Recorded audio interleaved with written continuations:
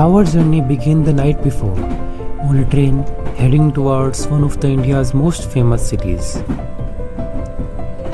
Somewhere along the way, a freight train rolled past us, carrying its load through the quieter night. Standing by the open door, all you could hear was the wind and the steady rhythm of the tracks. Rivers, canals, and small villages quietly slipped past in the darkness. Hour after hour, the train kept moving while the outside world slowly disappeared into the night. By early morning, the first light began to spread across the fields. The sky slowly changed the color and a new day was beginning. The countryside looked peaceful, with flooded fields reflecting the morning light. Train journeys have a way of slowing everything down. Sometimes simply watching the world go by is enough. Ahead of us was Agra, a city with a history stretching back hundreds of years. We were almost there. As the sun rose, we finally arrived on the outskirts of Agra. Agra Fort station was already coming to life, with travelers, porters, and the usual morning rush. Even before leaving the station, Agra welcomed us with our first glimpse of the historic Agra Fort. Like most visitors, our first ride through Agra was in an auto rickshaw. It was still early, and much of the city was only beginning to wake up. Within a few minutes, the quiet roads gave way to busy markets, traffic, and everyday pace of the city. Everyone was excited. After months of planning, we were finally here. Sometimes, the best way to know a place is simply to watch it from the road. Before visiting Agra's famous monuments, there was one important stop: breakfast. Fresh milk had been slowly simmering since early morning, just as it has been for years. With a few practiced movements, the vendor poured and frothed the hot milk into the traditional clay cups. Breakfast was simple, fresh, and exactly what we needed before a long day of exploring. After breakfast, it was finally time to visit the monument we had traveled all this way to see. The walk begins long before you see the Taj itself. The gardens are full of life, and even the monkeys seem completely at home here. With every step, the excitement grew a little more. The pathway slowly leads visitors toward the heart of the complex. Even with so many people around, there are moments when everything feels surprisingly peaceful. The closer we got, the more the beauty of Mughal architecture began to stand out. Before reaching the Taj Mahal, everyone passes through this magnificent gateway. Built from red sandstone, it creates one of the most memorable entrances in the world. And then, through the arch, the first glimpse of the Taj Mahal appears. It's a view you have probably seen in photographs, but seeing it in person feels completely different. The moment you step through the gates, the entire monument opens up before you. Built by Emperor Shah Jahan in memory of Mumtaz Mahal, the Taj Mahal remains one of the greatest examples of Mughal architecture ever created. The long central pathway offers one of the most iconic views of the monument. As beautiful as the monument looks from a distance, its finest details are seen up close. The famous white marble dome rises nearly 73 meters above the platform. Around every corner, the Taj seems to reveal a different perspective. Even from a distance, it dominates the entire landscape.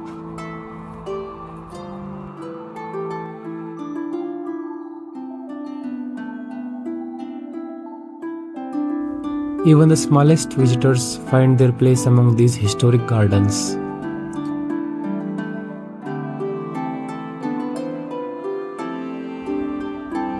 Looking closely, every section of the marble tells its own story. These colorful stones inlays are known as Pitra Dura, created by fitting semi-precious stones into the marble by hand. Verses from the Quran decorate the entrance in beautifully crafted calligraphy. Standing beneath it makes you appreciate its scale even more. The changing skies seem to give the monument a different character every few minutes. Visitors from all over the world patiently waited for their turn to explore it. The monkeys seemed just as curious about the visitors as the visitors were about them. Sometimes the best views isn't the obvious one. Framed by the trees and gardens, the Taj feels even more peaceful. Beside the mausoleum stands a beautiful mosque built from same red sandstone. Its elegant arches and domes perfectly complement the white marble of the Taj. Behind the Taj flows the Yamuna River, just as it has for centuries. Life continues here every day, shared by visitor, bird, and plenty of monkeys. From the rear terrace, the river stretches quietly into the distance, offering one of the calmest views in the entire complex. After spending several hours here, it became easy to understand why millions of people visit the Taj Mahal every year. Some came to admire the monument, others simply came to enjoy the afternoon. Everyone experienced this place in their own way. Sometimes the best thing to do is simply sit quietly and enjoy the view. The garden provides welcome shade from the afternoon sun. Even the birds seemed happy to stay a little longer. Watching others discover the Taj for the first time was just as memorable as seeing it ourselves. Before leaving, I took one last moment to appreciate the atmosphere. Our visit to the Taj Mahal had come to an end, but the day was far from over. Soon the massive walls of Agra Fort came into view. Built mainly from the red sandstone, the fort had stood here for more than 400 years. This was once the main entrance to one of the most powerful forts in the Mughal Empire. As we walked closer, the scale of the structure became impossible to ignore. Every arch and every wall was built to impress and to protect. Stepping through these gates feels like stepping into another time. Millions of visitors enter today, but centuries ago, only a few were allowed beyond this point. This long ramp has welcomed emperors, soldiers, and travelers for generations. Along the way, details like this enormous carved stone bowl remind us of the remarkable craftsmanship found throughout the fort. Beyond the entrance, the fort opens into spacious courtyards surrounded by royal buildings. It is easy to forget that this was once a complete city enclosed within walls. Palaces, gardens, and audience halls all stood within this vast complex. The closer you look, the more intricate the stonework becomes. Every pattern was carved with incredible patience and skill. Many rooms still carry these marks of centuries gone by, quietly preserving the stories of those who once lived here. Walking through these passages, it's easy to imagine the daily life of the Mughal court. Even the old doors have survived the passage of time, adding to the forced character.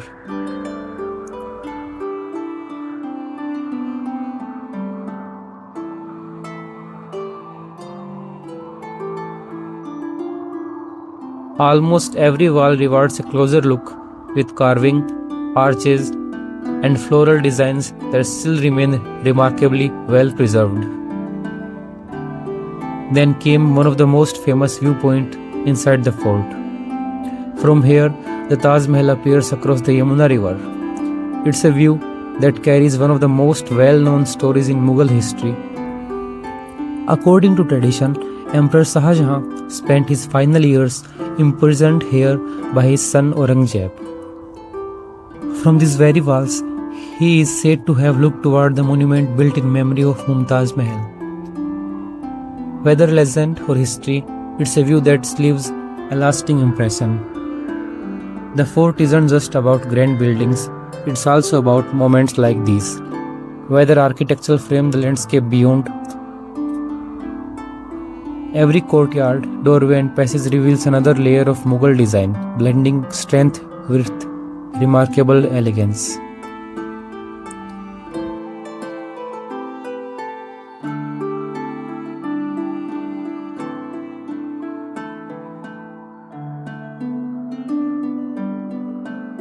Standing here, it's easy to understand why this place remains one of the most memorable parts of the Agra Fort.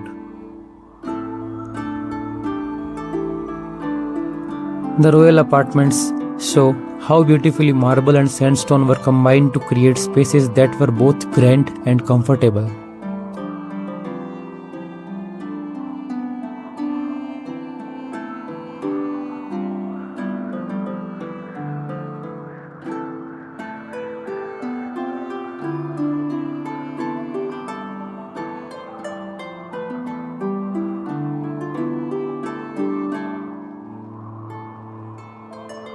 The bird seems completely at home here, bringing colors and life to walls and have witnessed centuries of history.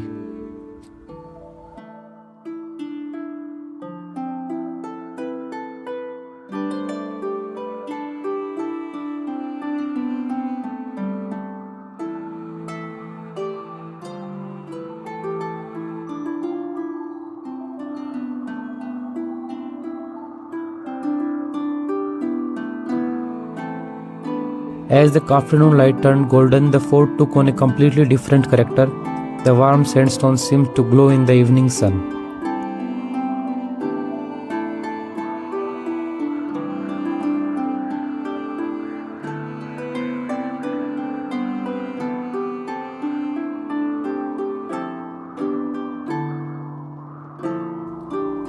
Hidden within the fort is a tomb of John Russell Colvin, the Lieutenant Governor of the Northwestern Provinces, who died during the uprising of 1857. It's a reminder that the fort's story didn't end with the Mughal.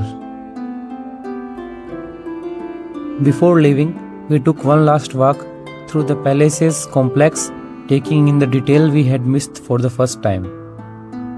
As the gates came into view once again, our visit to Agra Fort slowly came to an end. One last look back at these historic walls before stepping out into the city. Like every journey, our Agra's journey is finally coming to an end, and it will stay with us forever. As evening settled over the city, we climbed aboard a traditional tonga for one final ride through Agra. Sometimes, the best way to remember a place is simply to watch it pass by one last time.